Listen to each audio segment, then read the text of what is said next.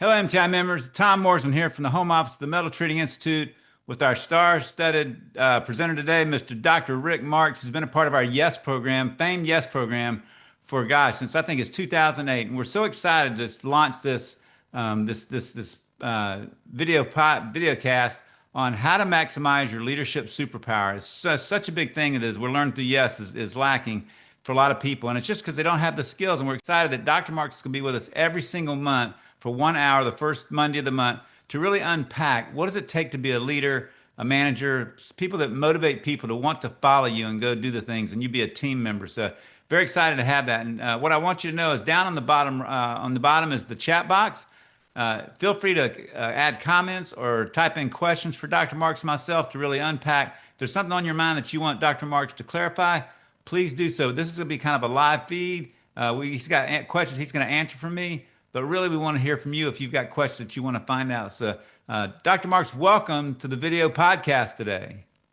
It is marvelous to be here, and thank you for the opportunity. It's good seeing you. It's good seeing you. What I'm excited about this most is what we've really learned through Yes for 20 years now is that the studies have shown, and you say this every time, people are not leaving their jobs, they're not leaving their companies, they're leaving their bosses, they're leaving the people that lead them because they're toxic. They don't know how to lead, they're immature. So how do you take somebody from that moment and build them into somebody that can actually lead people? And we've proven with the Yes program that you can actually build people through their insecurities and all the things that, because we all have that, right? And you can build people through that to really be a mature adult leader who people want to follow and get the job done and do whatever it takes. So real quick, You're, before we you're, get, I would say you're absolutely right. It's going on in my own family right now, where my youngest son just left a job where he's considered a leader in the link in the world between the Middle East and China. And he left the place he was at. The president wanted him to stay. He said, "No, I've told you before. I'm tired of being disrespected by this person. You haven't done anything about it. I'm gone." And he left.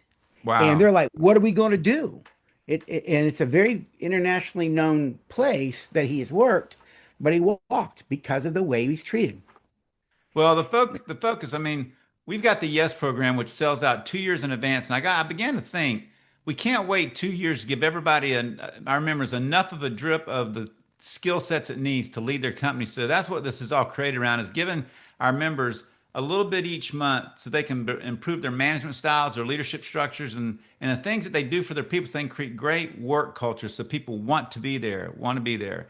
So now, for any of you that don't know, Dr. Marks has been with us since 2008. He became in 2008 be one of the presenters of the Yes program, and literally has transformed so many lives throughout Yes and throughout MTI over the last 15, 16 years. We're excited to have him on our team and help him move people from a place of where they really don't understand how to manage to a place where they feel like, man, I have the confidence to manage and lead people. So, Dr. Marks, give people listening in and watching a little bit about your background and who you are. So, best way to say it, I do have a PhD in counseling psychology, a master's in management therapy, another master's in education. So I got all the degrees, if you will. I was a licensed counselor for 30 years and gave up my license about 3 years ago. But really, the reason I do what I do, as you know, Tom, is I was raised in a broken home, divorce, violence. I was around 10 or 11. My dad bought a cow prod. So much of what I teach wasn't my academic training, is what I had to learn to grow up. Because when I got married, I've been married 41 years. But when I got married in 1984, emotionally, I was still a child. My father was a business owner, and he had a lot of employees come and go. Looking back at it, because you're a kid, you don't think about it. It's because of who he was. He was a controlling person. He was an abusive person. He was very manipulative. And there was the public dad, my dad in public, then there was the one at home, and they were not the Right. same person. You're right. And I just realized that I had to change me. And so much of what I teach today, a lot of it was just my journey of growing and healing. And I need to become something different, not just in the workplace, but at home as well. Because I've come to realize something, is my kids would know. The man in public, if it's not the same man at home, you're a liar and hypocrite, Dad, right? And so integrity is the man in public is the same man at home and vice versa. I need to become that guy. Right. And so my wife would say that I am, but much of what I do professionally really came from my own journey of transformation. Well, and it's funny, your kids really recognize that stuff so quickly too. Very They much definitely so. see when they emulate what they see. Yep. And they're way smarter than what we want them to believe that. So let's talk about teams. Most of our average heat treat plants, some have multiple plants, but the average, heat treat plant has 3 to 5, 6 managers, director of quality, HR director, a production manager, a plant manager. They got, a category. And I think the challenge for most companies is all those people bring different experiences, different paths, different stuff to the table, trying to manage together, which leads to dysfunction. So I kind of unpack. I know you've talked about the 5 dysfunctions of a that in a work on a work team Uh-huh. in the yes program. So kind of unpack, what does dysfunction kind of look like when you're as a team? Yeah, I would say it this way, particularly I was a military man for 12 years. You have different, officers, if you will, and enlisted people in charge of you. And each of them have their own different way of being and their leadership style. What matters is not that we're different, is that we are consistent in that we live a certain way so that we're working for the whole and that we're not doing things to undermine the team itself.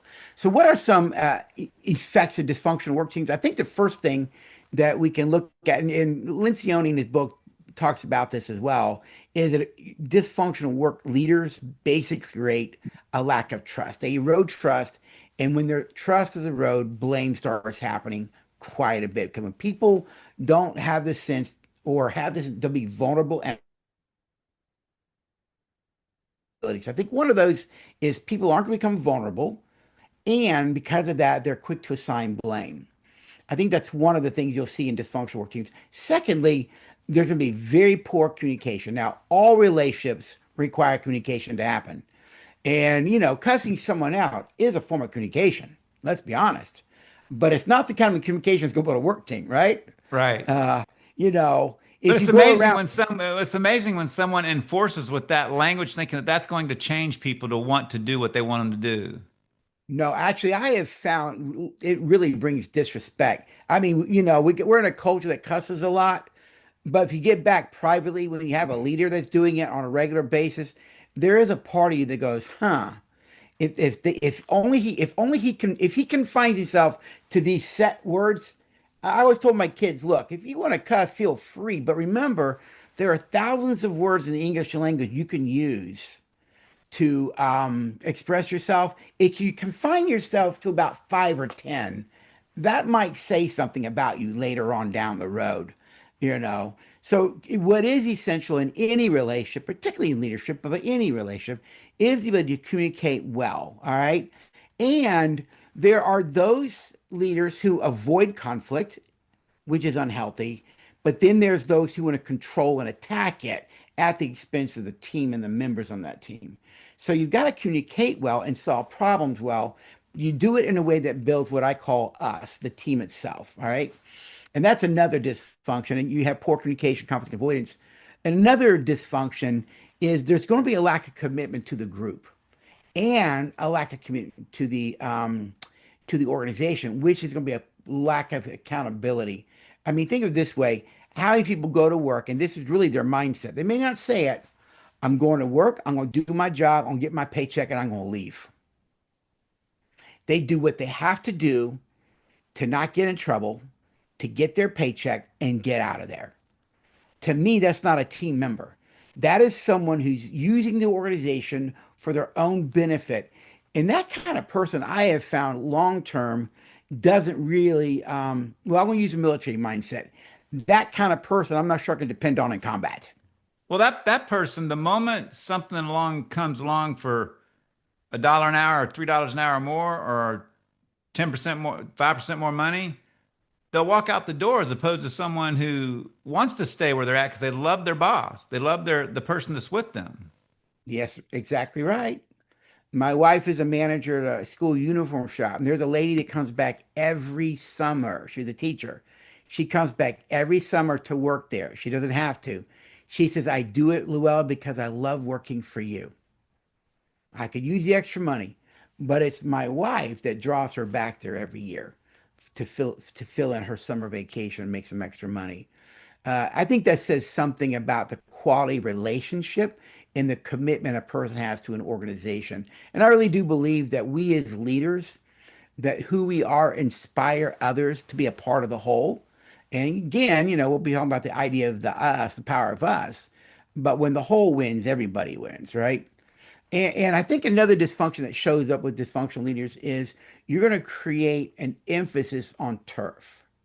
Hmm. My department versus your department. We're not going to work together with sales because sales does this and sets us up. And sales is upset at that group because they're not getting all the information. So this group's is taking longer than sales wanted it to happen. And what ends up happening is now we're not looking at the collective results.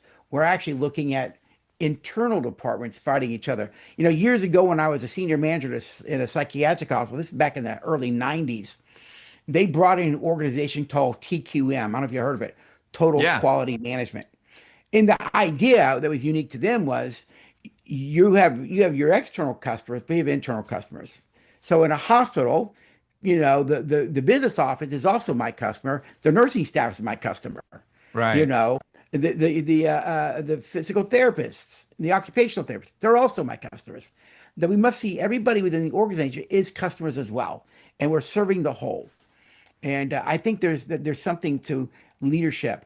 And there's two other points I kind of brought up here as I wrote down some notes.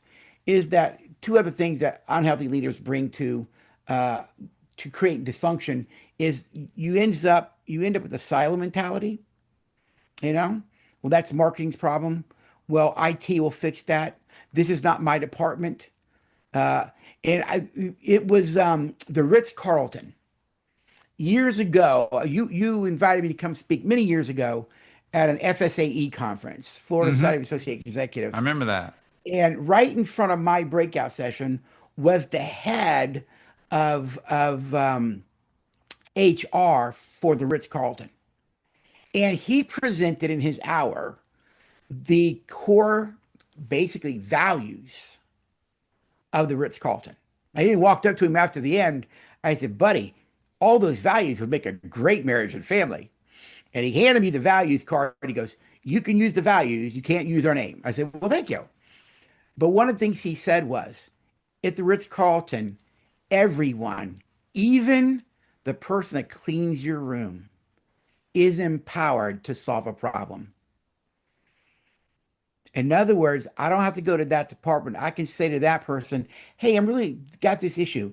And they will say, "We'll take care of it." They're empowered to go solve it. And if they can't, they'll get the people that can.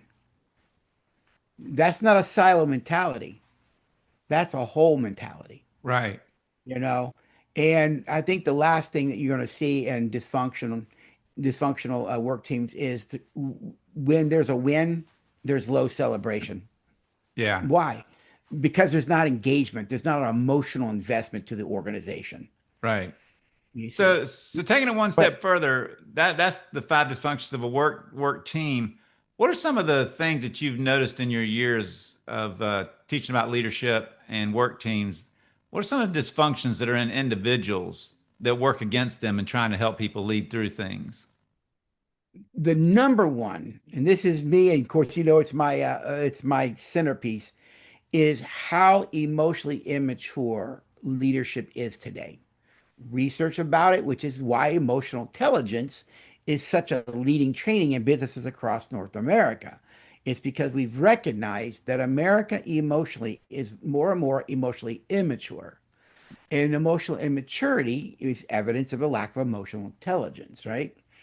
And that's why you see these. So I think the first thing is emotionally immature people. Also, I think another thing is that, listen, we're humans. Forget that person's in leadership. That is still a person who has a history. And we also know that from the breakdown of the family, there are effects of those kind of things that take place in our personal lives that play themselves out in the workplace. So another piece is that people have not resolved issues in their personal issues in their life that begin to play out in the workplace and affect other people. Of course, other things are the need for control, authoritarian mindset, all right, which is more of a manager than it is a leader.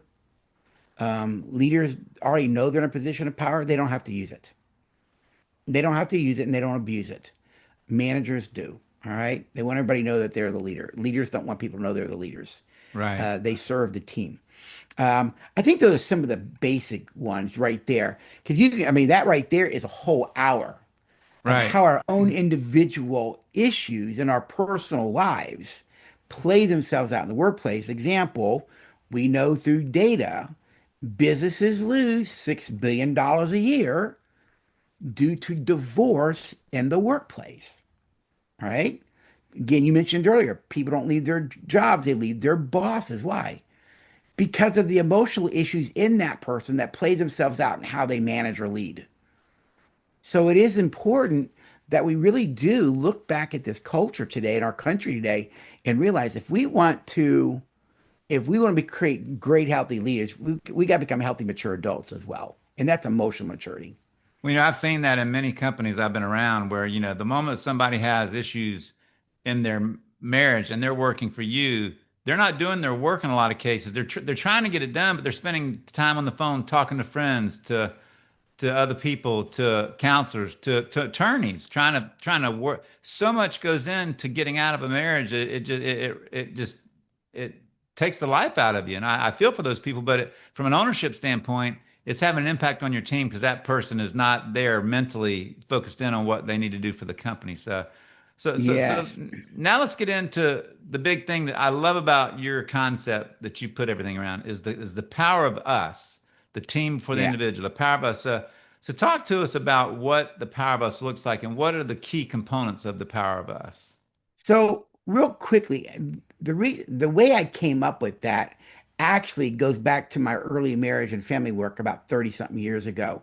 I graduated in the early 90s, my doctorate. I'm at a graduate school teaching marriage therapy to graduate students. And I was studying healthy marriages, what makes them healthy. And there's one thing that therapists back in those days did not talk about. If you went to a counselor, they had an ability to take sides. They sided with the husband, sided with the wife. Yet research shows that actually increases the divorce risk. All right. What research does show is healthy relationships are based on the principle of it ain't about you and it ain't about your spouse anymore. It's about us. It's giving up the I for the we. So I used to tell people, and still do, because I do some marriage work as well, especially premarital. Hey, if you're getting married, marriage is giving the I for the we. If you don't want to be a we, stay single. You're going to harm the relationship. And so I began to research then what is the concept of us in marriage? And the more that I researched that, I became aware because in my marriage, I lived more for me than we. I had to make that shift, all right, in my own personal marriage and relationship. Because Western culture, what does it value? It values individualism, hyper individualism. Pick yourself up by your own bootstraps, suck it up, get over it. Well, Selfie that might phone. work, that might work, but it's going to really harm a relationship when someone's hurting, right? Right. So, what I began to realize over the years, studying the idea of usness, I realized, wait a minute, us doesn't just apply to marriage.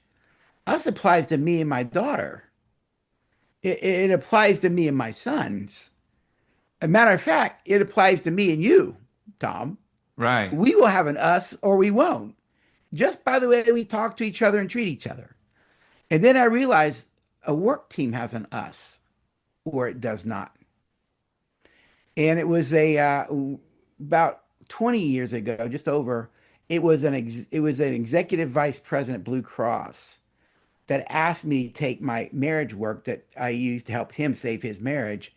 He said, "You didn't teach me marriage. You taught me about relationships." I said, "Yes.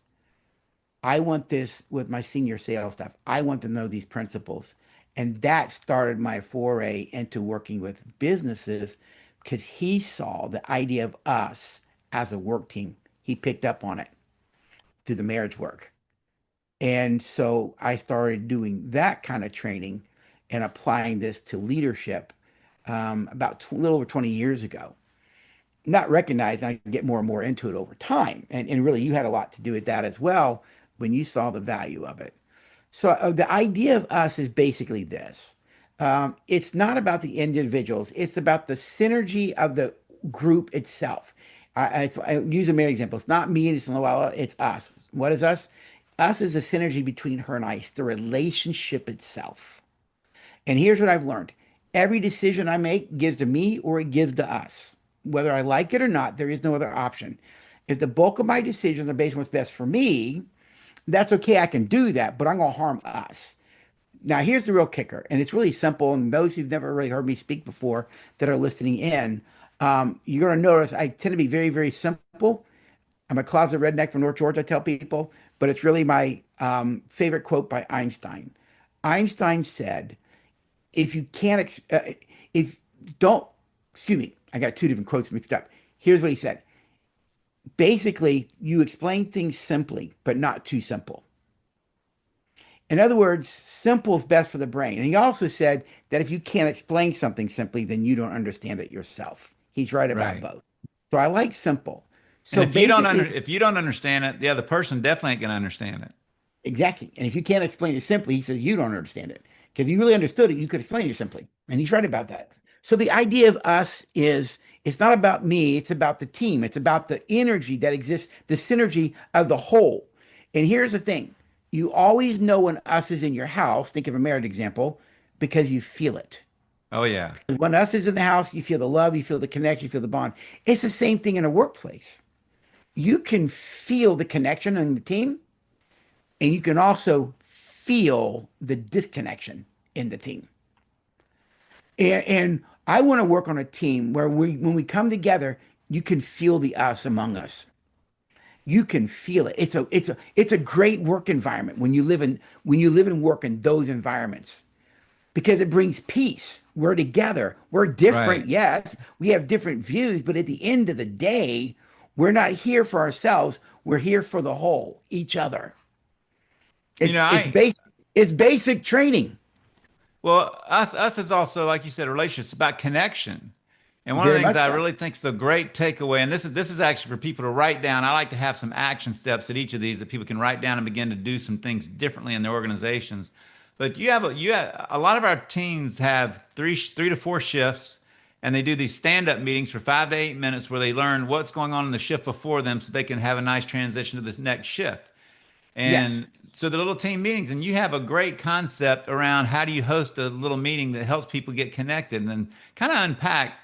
I mean, I even think about the opportunity. I've encouraged people, you said, when you start the meeting, before you do anything, everybody shares something they're appreciative about another team member to draw them in. Because Yeah. sometimes so much good is going on in organizations and management doesn't see it, but the workers do and the workers get help from that. So kind of unpack what you would do in a little team meeting that people could begin to get closer connection with their workers. So you just made me remember something. My colleague, who's going to inherit all my work, and she's working with me. Her name is Miko. Her husband just received a promotion. It's a huge promotion within the Comcast system, which owns Universal Studios. Tom. Well, he is now the executive vice president over training and engagement for all of Universal Studios. He's been there. Just a small job. Oh yeah, yeah. But the good thing is, I get to go Universal Epic for free now. I'm going to There you go go. going down there, Awesome. and they're going to get me in for free, right? I can do that under hit.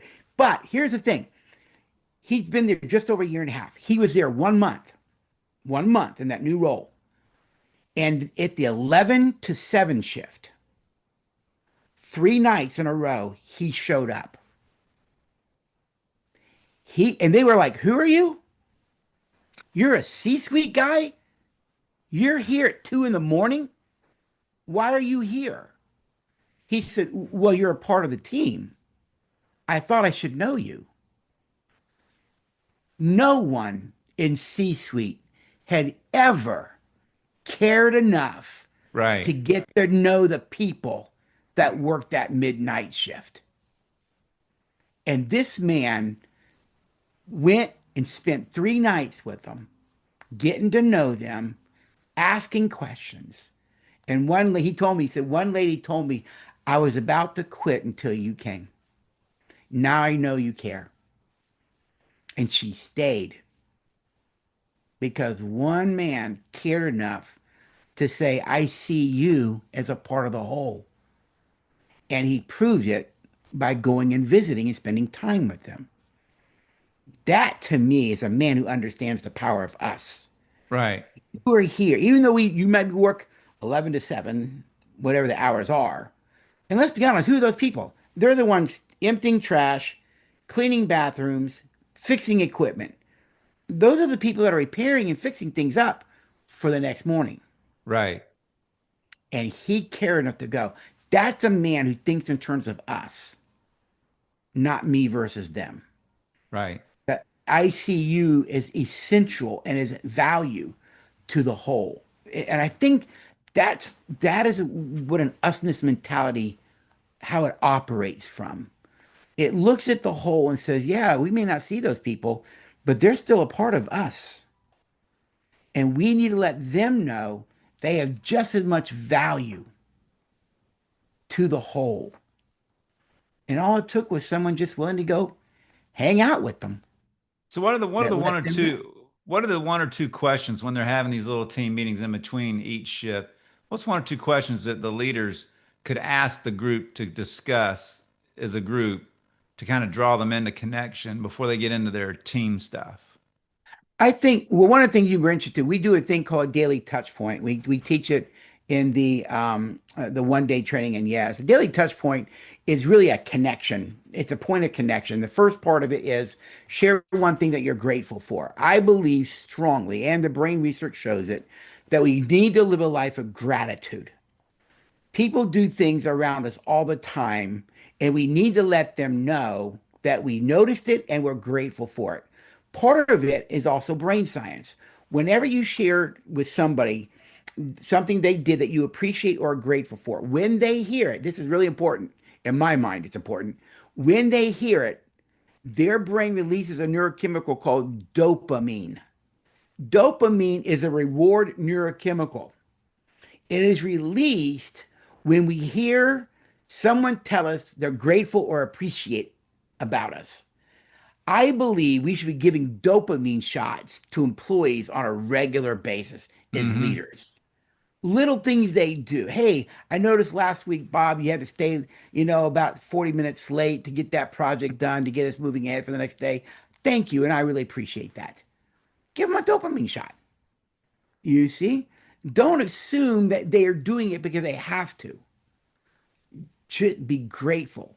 So I think one thing is share gratitudes. In terms of questions, we used to do this in hospitals. Before the shift change, the shifts had to meet together. Here's what's happening with these patients, and here's what's going on. So the next one knew. I think you can share all the logistical things, you know, but I also believe what you can do is say, hey, listen, today this thing happened, and Bob over here made it thought about something and just wanted you all to know about it. I think we share rewards, we share successes, even on a day. And I Right. believe strongly, I'm not saying I am right, but I believe I'm right. I believe a leader can look for something every day to share in a team meeting. I can assure you, in a heat treat plant, there's so much chemical, so many pieces of metal, so many moving parts, forklifts. There's so much going on. There's always somebody did something good that day, and probably most everybody did something. So if you're paying attention as a leader and make note of that in your phone or on a piece of paper, you got something to share. But I even think it's powerful when other team members are sharing about other team members. It draws them closer together, for sure. And the leader has to model it, right? Right. The leader has to model. And for those that are listening, I'm going to tell you, it could be as simple as something like, yeah, I noticed Tom over there. He was really hustling around 2 o'clock when I walked through this when I came through. I noticed how he was hustling. He didn't know I walked through there. And just something as simple as that. I noticed Tom was hustling. He's going to hear that. And he's going to straighten up a little bit in my mind. His shoulders will get a little more straight because wow, he notices me. That's Right. attention. And we talk about it, and yes, the core needs that are hardwired into the heart, that when we lead towards those needs as well, you will have a employee completely committed emotionally to your organization, engagement, fully engaged. Yeah, that'll be a whole session in the next couple months that we'll go over. Yep. So wrap up so our members listening in can understand what does an us company look like. Give kind of the core ingredients of a power of us culture. I think the first one is going to be a shared purpose, and everyone shares it from the bottom to the top. We know what this purpose is, we know what our mission is, and everyone shares it, and they're emotionally bought into it. Plus, an us culture, there's psychological safety and there is trust. People feel the freedom to be vulnerable and go, I disagree with that. And here's why, boss. Boss, this is taking place right now. I'm not sure if this is what we want. There's a psychological safety that people feel to open up and share and to admit mistakes, as a matter of fact. And I think the leader Hmm. frames all this. I think that also we move from independence, I'm going to do what I need to do, to interdependence. I am dependent on the whole, but I also need to be doing my job at the same time. So interdependence is built into the structure. Everybody knows their roles, but they can also have their roles help each other out. All right. And then from a relate well standpoint, what we call the four protectors of an us: humility, respect, empathy, and goodwill. We refer to it as HREG, HREG. That a usness in your business will be rooted in humility, not pride. Thus, you will have a respectful a work team. It will be a caring work team. And again, empathy is a huge conversation today in leadership. I was just spoke at another group down in Key Largo, associational group, and I said, "And isn't it interesting? 50 years ago, you never saw training on empathy. Today, you're seeing seminars on empathy. Why? We lack it as a country now. We're Right. so individual minded, we forgot how to care about others. And research shows empathy is huge for leadership. And lastly, goodwill. So HREG, I think, shows up when we shift from me to we. And all of those pieces are in place. And what's the outcome? People like going to work, they enjoy being there. And thus, you have emotional engagement where they're actually buying in emotionally to the mission and the purpose of the organization. So, what do you think is the one big thing that you got a shared purpose as you talk about? What creates disunity when you have a shared purpose? What creates the dysfunction in that shared unity? Well, what creates the shared purpose is going to be the leadership itself. Right. They set the emotional tone for everything, and in particular, the CEO and C-suite leaders. There's so much research around in business that the CEO and the C-suite level, they actually set corporate culture and employee culture. So that if the C-suite is uncaring, indifferent, it's about power and control. Uh, you work for us, but we are not here to serve you. You're here to serve us. That mindset will trickle down through the leadership and lower levels of leadership, which ends up harming your frontline employees. Um, Again, it's why people don't leave their job, they're leaving their bosses. So you can look at businesses like Chick-fil-A and others like that, where corporate culture at the highest level is about service, Right. servant leadership. We're here to serve those below us. And as much as I like to repeat it, a good example of this kind of corporate culture is two words that have impacted culture at large. And you hear these two words everywhere now, and it's my pleasure. But where did that come from? Just over 20 years ago, it was Truett Cathy, the head of Chick-fil-A, who told his store managers at an annual conference, we are no longer telling people you're welcome. We're going to tell them that it is our pleasure to serve them. I don't want to hear you're welcome anymore. Our answer now is my pleasure. And those two words have impacted culture. You hear it everywhere. But it was one company and one CEO in particular who said, we're shifting how people perceive us and how we perceive them. They're here for us to serve. So it's our pleasure to serve them. Right. And that you hear that everywhere. I think that one example of Truett Cathy as a leader and how a C-suite was that took it all the way down. So much so, Tom, this is how ridiculous it can get. People actually now call the corporate customer line and complain because an employee did not say my pleasure at Chick-fil-A. They build an I mean, expectation. yeah, it is. It is. Because why? It's have you ever heard of the word centality? Syntality. No. All right. Personality is to person what centality is to group. Every person has a personality. Every group has a personality. I use that in quotes. Every group has centality. And one of the great way to understand centality is I'll mention two companies to you right away and think about how you feel. Chick-fil-A, McDonald's. When I hear McDonald's, it's not pleasurable sensation. I expect to be mistreated at McDonald's. I expect it. I do not expect that at Chick-fil-A. Right. That's centality. And even every company, those who are listening, your group has centality. So if you want to know who you are as a group, ask those people who interact with you. It goes back to my phrase, you know, the way you think you come across is not the way you do come across.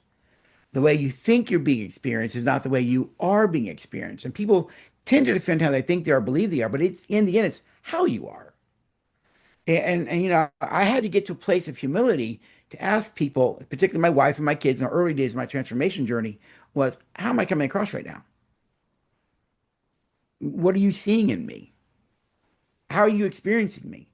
And I had to be willing to admit that maybe the way I think I'm coming across isn't the way that I am.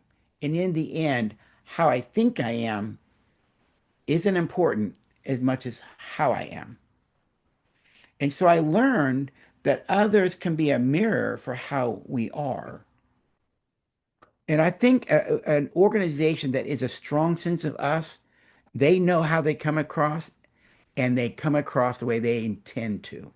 There's not a discrepancy between the two because they do value their centrality. All right.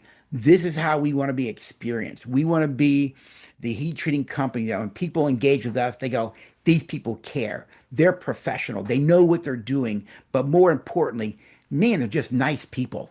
Right. Great to work with. You You know know? what all that makes me think through is for leaders and owners and managers, it's a humbling thing to come to the realization that how my team acts and works is probably more than 50% on me than it is on them. Because I mean, you just look at sports and you look at companies themselves. I've seen companies that were performing horribly, and then they hired the leader who's charismatic, believes in his people, makes you feel like $1 million, even if you just picked up a pencil. Yeah. And all of a sudden, the heart changes and the mind connects, and those people become stellar performers. So knowing that, what would you say would be a good exercise for anybody listening in to do with themselves, to look in the mirror and ask themselves, how much of my work team's functionality is me and how I'm leading versus how they're performing? Yeah. I want to, you just said something I want to kind of go jump back to rather quickly. May we never confuse charisma with character. Sure. Because charisma comes from a word that means to elicit favor. Charisma requires other people, where character does not. Character is in private as it is in public. Charisma is not. You be a charismatic individual with no character. So sometimes you like to hire on charisma, but their lack of character can get you in trouble. You know, Right. I did a training for a business a long time ago, and they have a very charismatic leader who creates a lot of problems internally. But because he's so charismatic and connects to a lot of people, they've yet to pay me my bill after all these years. Why? I don't want to get rid of this person, but yet his character issues. And there it was. Charisma versus character. You got to make a decision. And I go, you know, don't confuse. You can have one without the other. Right. And so just as a side, you know, as a side note there, because some people really like charisma. I'm like, yeah, but you cannot have character. And so, you know, you want leaders with character, charisma maybe on some level for sure. They're relationally engaging, but make sure that people have character as well. Those are things that will make that is real centrality right there, right? Um, okay, so I just wanted to say that. Now ask your question again. Knowing that someone's character and even their charisma, who they are, is just as much a function of the success of the team it is for the whole team. Because a lot of leaders feel, a lot of managers feel like my team's not functioning on a high level. That's on them. But you may be the cause of the low Very much performance. so. Very So much so. so so what should leaders and all, what should managers be doing looking in the mirror to try and decipher for themselves, is this me? Or and I just need I got some things to learn. I need some skill sets to help motivate, inspire, and get my team to want to go. Or is this really about the team? I got a bad team. The first thing you have to do, and I believe this strongly, is you have to move to humility. Again, and I've said it, yes, and I'll continue to say it. When you look at what's happening right now in culture, leadership training, humility, empathy are the two words that keep showing up. If you want to be a great leader in the future, you better move to humility and you better move to empathy. Books are now being written about humility and leadership. The old days that I know more and pride are out the door. It's about humility because humility causes you to think not about you anymore. It causes you to think about others, how you come across. So when you move to humility, you're able to say, hey, Tom, how do I come across in my meetings at times? How do I come across with you? I've come to realize that sometimes we're probably not really good at self-awareness. So I might need feedback. And I've always put people around me, even to this day. My brother Don is one of the highest levels of emotional intelligence. But I always say, tell me when you think I'm out of line. You have permission to step in and go, hey, you might want to rethink what you just did. I give people permission that I know and trust and know my heart. I give them permission to speak into me. I think there's wisdom in that, you know. It's a That way hard, we always have. it's a What's hard thing that? for many. It's a hard thing for many to do, though. It is. That's why I said you got to move to humility. Well, And and just so members know, we're going to be unpacking that humility and empathy stuff in the next session in August. We're going to dig deep into yeah, that. because we now know through research, psychological research, the more humble you become, the more emotionally powerful you are. Weak people tend towards pride. Powerful people move towards humility. No wonder humility is coming up so much in language around leadership today. It requires high levels of emotional maturity to live that way. And I think humility is the first thing to do. And then in that humility, I'm able to ask questions. I'm able to say to, even a frontline employee, hey, you know, just getting some self self-awareness. You know, how do you feel like I'm doing as a manager? How do you feel like I'm doing as a leader for you? Get their input. Say, and you speak freely. No consequence here. Look, I learned to do this because every year, I'm not saying I'm great, Tom, but I did this. Every year on their birthday, I took my kid out for his birthday, his or her birthday. And one of the questions I asked him was, how have I been as a dad? What have I done that's been well, and what do you feel like I need to change? I gave myself an annual review as a dad Right. every year.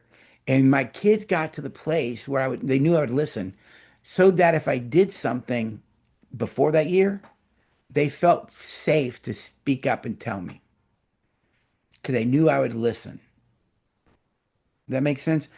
Hmm. And even as a leadership, and even in leadership, I've always told those that lead, I said, look, if I do something that it hurts you, or if I come across it right, you have the freedom to tell me. And I promise you, in humility, I will listen. I may not agree right away, but I will listen and I will consider what you have to say because I'm human as well, and you're human. And I may be in a leadership role, but we're also all people in here.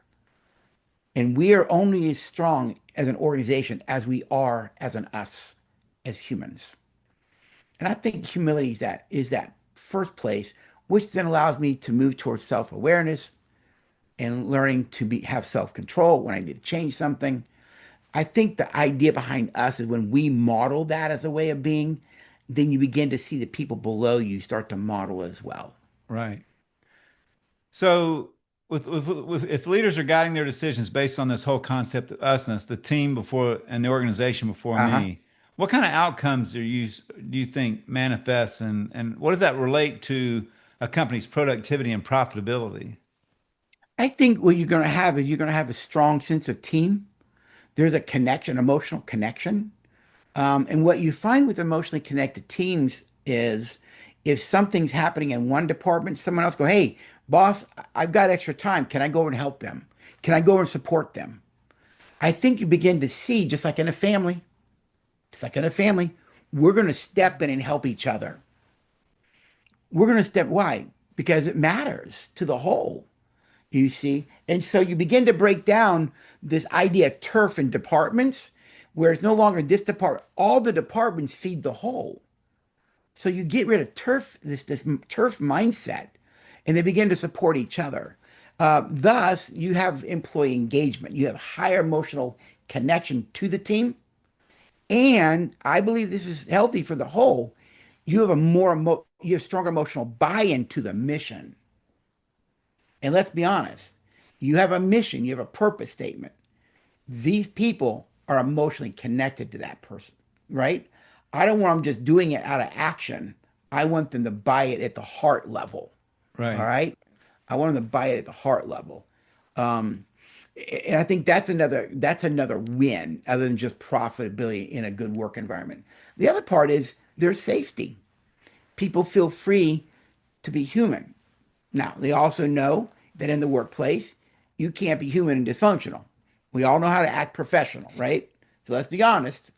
Your unprofessional, your unprofessional way of being can get you in trouble. So I tell people, I can be a really great leader, but if you keep messing up, I call that rebellion, and we have policy and procedures to deal with those kinds of things. Right. So your policy and procedure manual teaches you how to deal with people who just don't want to get on board. And again, we go back to Jim Collins's work. Some people belong on the bus and some people need to be off the bus, right? People don't get fired, they fired themselves. We know that through data as well. And so I think there's deep in trust, psychological safety. There's a deeper connection and safety that takes place. There's a more emotional buy-in. I think turfism goes away. All of those happen when a leader starts leading in order to create an us environment rather than these turfs, each department operating Right. as silos. Well, and I would say, would you say that employees knowing that you care is a huge deal? Because I can remember it was probably about 12 years ago, one of my employees just, I could just, you got, as a leader, you need to learn how to read the room. And Yeah. I could read the room and tell that she was just having a hard time. Her attitude was not the best. And it'd been a couple of weeks. And I finally brought her into my office and shut the door. And I just said, What's going on?" And she looked down and looked back up, and I could see she almost wanted to cry. And she said, "Tom," said, "there are days when I'm driving to work and I just want to drive on by." And I'm thinking, wow, what kind of place am I creating here? And she said, but hold on. She goes, this ain't about work. She said, there are days when I'm going home and I want to just go on by. I got stuff going on. And, her daughter had a premature baby. She had a couple other things going on. And it was understanding that she had more, like you said, personal things will wear themselves out at work. And you have to be able to, I think, to understand that and recognize it, because she wasn't any lack of performance and attitude wasn't based upon her work performance. It was based upon things going on right here personally. In her personal And life, and it just bleeds out at work. the fact that I brought her in and shut the door and asked her and just listened meant the world to her. She felt so much better when she walked out, because now it wasn't bundled up here. It was out in the open. I knew, and I could help make accommodations and help her in that. I basically said, look, her daughter lived in Atlanta. I said, pack your computer up, get you a plane ticket or drive and go to Atlanta, be with your daughter and your grandchild, and we'll make work happen. Fortunately, we live in a remote work environment, right? For most All right. people. So I think being able to see need and initiate in that need can help your employees, um, uh, one, have a lot more respect for their leadership. And you just went to a core principle of of what we do in Teach and Relate Well is HREG. That was the E part, the empathy part. Always be caring. Again, people don't check their humanity at the door. They bring their humanity with them because they're people. And people have ups and people have downs. And I think good leaders recognize we allow people to be human. We still have to get the job done. I get that. But we can get the job done and be patient and help people and care about where a person is, like you just talked about. You can care. Same time, though, let's be honest, we're not a therapy center. We're not a Right. psychological center where we're doing psychotherapy at work, right? You go to those people to do that. But I don't believe a leader has to be a therapist, but a leader needs to be good at being human, Right. at being human, in all aspects of what that means: compassion, caring, empathetic, humble, the best version of what it means to be human. Those are the great leaders, and people want to be around those kinds of leaders, you know? Right. And here's the challenge for everybody. When that person's in that moment and performance is lacking, companies can't afford to have lacking performance for very, very long. It's too competitive these Not at days. all. It's moving It is. fast.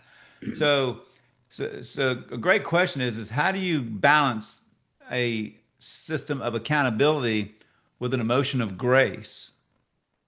How do you balance those Mm. two to where the person understands I gotta reach this level of performance so the company can be successful, and I can't not do that very long.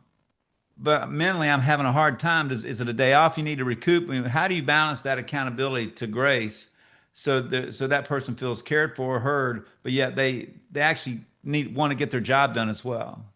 I could give points. I think I'll share the story that I share in Yes, because sometimes stories speak more powerfully about the principle. It was a story of my brother where there was an employee in Phoenix at their office in Phoenix. He's based out of Atlanta. It got to where this team he was on, they hated this guy. He had an attitude, negative. I mean, they couldn't stand him anymore. And it got to the point where manager A and B wanted him fired. My brother said, okay, think about it for a week. A week later, they both agreed that he needed to be fired. But manager B said, Don, there's something going on in his personal life. Let's give him 3 months severance. I don't know what it is, but there's something in his personal life. And Don goes, I like that. That's compassionate because he and I, and relate well, we believe in compassionate leadership models. But Don goes, before you fire him, I want to talk to him. Brought the guy in, started confronting him in love. The guy was angry, resentful, bitter. Go ahead, Don, fire me. I know that's why I'm here. Don didn't answer him. And basically, the guy started breaking down. And Don goes, I'd love to know what's going on. Because he kept going, you want to know what's wrong? You want to know what's with me? He goes, I'd love to know. 5 years ago, my wife cheated on me. And I couldn't save the marriage. And I didn't know what to do. And I'm a single dad. And I suck at being a dad. So I started drinking, became an alcoholic. And he's sobbing now. And he's telling Don the truth of his personal life. He goes, I've been sober a year, Don, but I can't shake this anger. And Don got out of his chair at his desk, went over and put his arm on his shoulder and said, thank you, Dave. Now I understand why you are where you are. It makes sense. Hmm. That's compassion. However, there are still consequences for choices, right? And Don goes, you're right. You are going to be fired based on what happened today. He said, you do have the consequences the way you've been in your team. You're no longer allowed at that team. You are off the team. That is a consequence of the way you've been. However, I have need of a programmer to work for me directly on a project. You can have that job, same salary, same benefits, nothing changes. And then he said, you're no longer allowed to work from home. You are coming in the office. When you come to the office, you will smile and you will treat people respectfully. Do you understand? Yes, Don. And then Don goes, and the other thing you're going to do is you're going to call this guy. I am paying for it. And whatever he tells you to do, you're going to do. And Don said he took the paper and goes, well, who's Dr. Rick Marks? He goes, that's my brother. And whatever he tells you to do, you're going to do. And Don called and told me the story and goes, he's going to call you. I want you to help him. I want you to coach him. And I did. And the guy turned his life around and he's back on that team and he's thriving. I believe that is a story that shows what the grace is that you talk about. He had to get the consequences in the workplace. Policy procedure, you've already lost this job over here. But I do have this need. You can have this if you want, or you can leave. But you're also going to operate under these conditions. And I'm going to invest in you and pay for it. And it turned his life around. And I really believe when you talk to Dave, this is like 9 years ago, he said what made him really motivated to turn around was the fact that Don didn't fire him. He said, I got consequences. However, he didn't fire me. His term was he salvaged me and he gave me a path to heal. And I went, compassionate leadership right there. Don goes, he was just personal life. And if he was teachable, he's salvageable. Right. And I think those who are listening, that I think that's just kind of a story. It talks about we don't want to be therapists in the workplace as leaders, but we can be human. We can care. Consequences may have to play themselves out, but in this case, Don had a path to salvage him and found and made it possible for him. And the guy took it and did what he needed to do. And I think that's what living for us is about. Well, and here, and I'll leave everybody with this. That's a phenomenal story, very, very, very emotional story. Um, they're saying that the you can't afford to not retain your workers. So you need to figure out a way to continue to connect because we're going to be at a labor participation rate. The studies are showing with the Bureaus of Labor Statistics, the labor participation rate right now of people over 16 years of age that are actively looking or have a job is 64%. Still amazing to me that 36% of America over 16 is not working, but that's where we are. And they're saying in 2030 that that rate's going to be 60%, which means millions and millions of people are not going to be in the workforce. Many baby boomers are not retiring at 65, they're retiring at 55 to 60, so leaving sooner, leaving less people there to be managers and coaches. So Mm, it's imperative that they get proper training, that they're listening to this stuff here so they can learn how to make people want to stay at the current job because they feel cared for and feel like their bosses, are leaders, not just managers. Um, yeah. well, Dr. Marks, Well, anything you'd like to leave our listeners with today on the power of us? Next time, we're going to be talking about the four characteristics of your HRAG and four things thanks, that Ray. leaders have to have in order to build followers in their organization. But anything you'd like to leave in terms of us? Living for us is an intentional shift of mindset. Western culture lives more for individualism. That's what we are. Us, though, goes against that thinking. Us is the rest of the world. The rest of the world does think more in terms of the tribe, more in terms of the whole. Americans, we think more of the individual at the expense of the whole. That's why we throw relationships away because we don't really care about relationships anymore. We throw them away. Where the rest of the world goes, no, it's not. It's about the tribe. It's about the whole, right? There's a good book out there called Tribe. It's a good book when it looks at history and how humans are tribal in essence. You see that today by our hyphenated, who we are as hyphenated Americans. That's tribalism in a form. All right. And so I think living for the tribe for us is a shift of mindset. However, research shows in that shift of mindset, everyone will thrive. The organization will thrive. And in that thriving is Chick-fil-A figured out, Hobby Lobby, others. Profitability goes up, focus goes up, employee engagement goes up, all of it goes up. But the leaders set that culture. So learning to live for us is a shift in mindset, but it's a powerful shift that creates greater outcomes. Right. Well, Dr. Marks, thank you for being here today. Members, put August 4th on your calendar. Go out to heattreat.net, click on our events tab, and click on this event on August 4th and RSVP again. And remember, get your teams to sit around a computer and watch these videos with me and Dr. Marks. Our goal is to make your people whole and move them to a place to where they're seen as coaches, not just bosses, and to keep your people wanting to come to your work and work very successfully. So look forward to seeing you on August 4th, and thank you very much for being here.